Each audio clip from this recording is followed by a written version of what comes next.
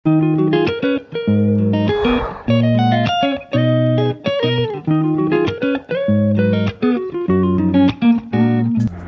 Friends, আজ আমার মেয়ে রায়া ওরফে ডোডোর 7 মাস কমপ্লিট হলো। It's 5th of July. তো আজকে ওর মা প্ল্যান করেছিল যে ওকে একটু নিয়ে বাইরে বেরোবে, কারণ বাইরের ওয়েদার সম্বন্ধে ওর একটু সচেতন হওয়া দরকার। আপনারা জানেন একটু বাচ্চাদের বাইরে বেরোনো উচিত আফটার 7 মান্থ। তো ওরা, আমার মিসেস, আমার মেয়ে এবং আমার মেয়ের মিমি মানে আমার শালি, ওরা রাস্তায় বেরিয়ে পড়েছিল। তখন আমি ছিলাম না, আমি তখনও অফিস থেকে ফিরিনি।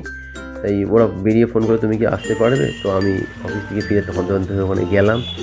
গিয়ে ওদের দুজনের সঙ্গে জাস্ট দেখা হলো। দেখা হওয়া মাত্রই বাইকে যেই না বসবে, দেখলাম বৃষ্টি শুরু হতে চলেছিল এবং জাস্ট 10 চাকা গাড়িটা রোল হতে না হতেই বৃষ্টি শুরু হয়ে গেল।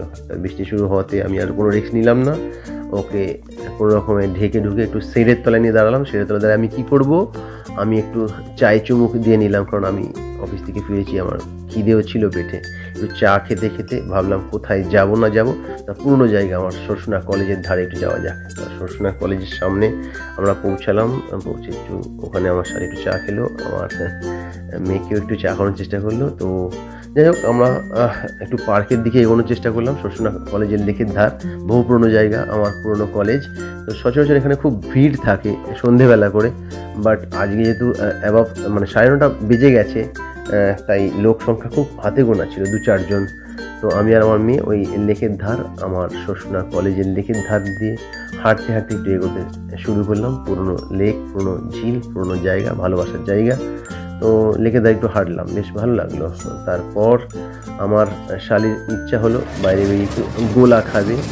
তো ওরা গোলা খাওয়ার জন্য গোলাওয়ালাকে বললো, গোলাওয়ালা গোলা বানাচ্ছিল, ওদের জন্য কালাখাট্টা গোলা বানালো এবং ওরা, আমার শালি এবং আমার মিসেস, দুজন মিলে ওরা গোলা খেতে শুরু করলো। সেই সময় আমি এবং আমার মেয়ে কী করবো, দুজন মিলে একা একা সময় কাটাচ্ছিলাম পাশে দাঁড়িয়ে। তো আমার শালি ওকে অফার করলো, ও ব্যাপারটাকে রিফিউজ করলো, গজব বেইজ্জতি। তো আমার মেয়ে বাইরে বেরোলে একটু অফ হয়ে যায় মুড। তো ওকে আমি একটু হাসানোর চেষ্টা করছিলাম, অনেকক্ষণ ধরে চেষ্টা করলাম। ও বোধহয় কিছু বুঝতে পেরেছে যে বাবা আর আমার আজকে কালারটা সেম টু সেম হয়েছে, ইটস সেম পিঞ্চ। আমি হাসানোর চেষ্টা করতে থাকলাম, ওর মুডটা কেমন যেন অফ। ফাইনালি এক ঝলক একটু হাসি দেখতে পাওয়া গিয়েছিল। তো আমি চেষ্টা করে যাচ্ছিলাম, বাবা মেয়ে সেম পিঞ্চ, আজকে কম্বিনেশনটা সেম হয়ে গেছে। আমার বউ ওকে যখন অফার করলো, ও তখন রিফিউজ করে দিল। তো আমি আর মেয়েকে একটু হাসানোর চেষ্টা করলাম। ফাইনালি ও হেসেছে, যেটা ও সচরাচর দেখতে পায় না। বাইরে বেরোলে ও মুড অফ হয়ে থাকে। তো তখন রাত্রি 10টা বেজে যাচ্ছিলো প্রায়। আমি আমার শালিকে বললাম যে তাড়াতাড়ি শেষ করো। ও তাড়াতাড়ি শেষ করতে গিয়ে মুখ থেকে পড়ে গেল। যাই হোক, কোনো রকমে ওদের গোলাও শেষের পথে শেষ হয়ে আসলো। ওরা গোলাটা শেষ করে আমি গাড়ি স্টার্ট মারলাম। স্টার্ট মেরে বাড়ির দিকে রওনা হলাম। তারপরে বাড়িতে আসলাম।